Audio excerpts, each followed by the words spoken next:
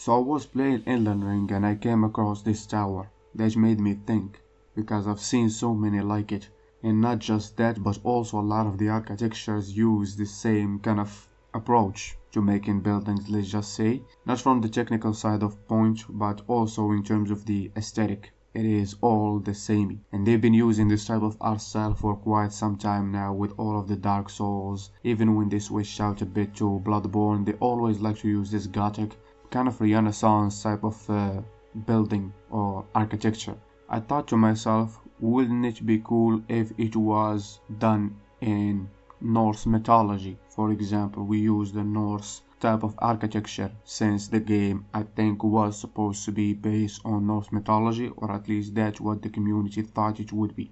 So here we are. How can we go about doing so? So the first thing that I thought of was to try and find some reference from Norse mythology or Norse architecture. I could not find that much in terms of towers or buildings that I can use for reference for this specific case of a big huge tower, because most of the buildings in the north are made out of wood. That is because of the environment that they live in, and that is the most abundant material around them. But wood cannot be stable for huge structures like this one. So I thought to myself once more, let's go back a step and think of the concept of a tower itself. Maybe we can find something there. So what is a tower?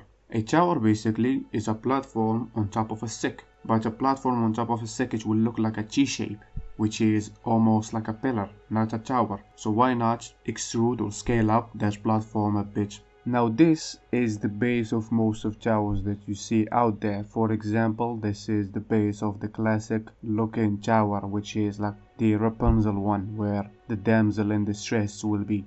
Another use that it might have, if we remove the top of it, it will be a guard tower, for example. But still, this isn't the use that we want to make of it, because we want a very huge grand tower like the ones in Elden Ring. They are very huge, almost like the skyscrapers that we have nowadays. So there's the kind of height that we're aiming for, and as we said before, that the wooden structure will not last. So how can we do that?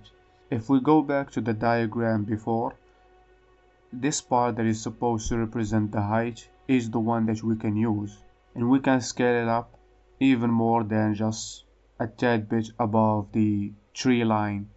We want it to be very big, and to do so we need something to support the wooden structure that we're gonna have on top of it. So that is why we can use something like nature itself, and we can get away with that if we have some natural structure that is very high, like a mountain that in the north there is an abundance of them, so we can use that to our advantage. And for the structure itself, it can be just like any other normal building that have the same type of architectural language that they have with the Norse houses or shrines or whatever they might be.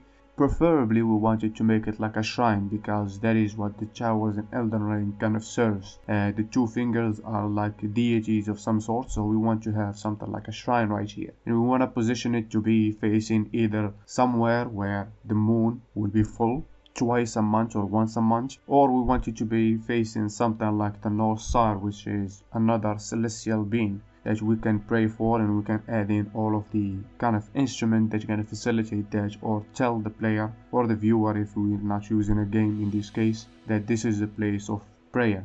But what's gonna bring everything together is the naming of this place, because we can't call it just the Moon Tower, for example, or we can call it the Grand Tower or the very big huge tower, because that's gonna undermine its actual holiness or relation to the land. That is why I think it is better to use names of the language that are indigenous to that place. And I'm not talking about just Swedish, Danish, Polish, whatever. I'm talking about languages even older than that, but of that place, that will represent this moon thing or very grand tower concept.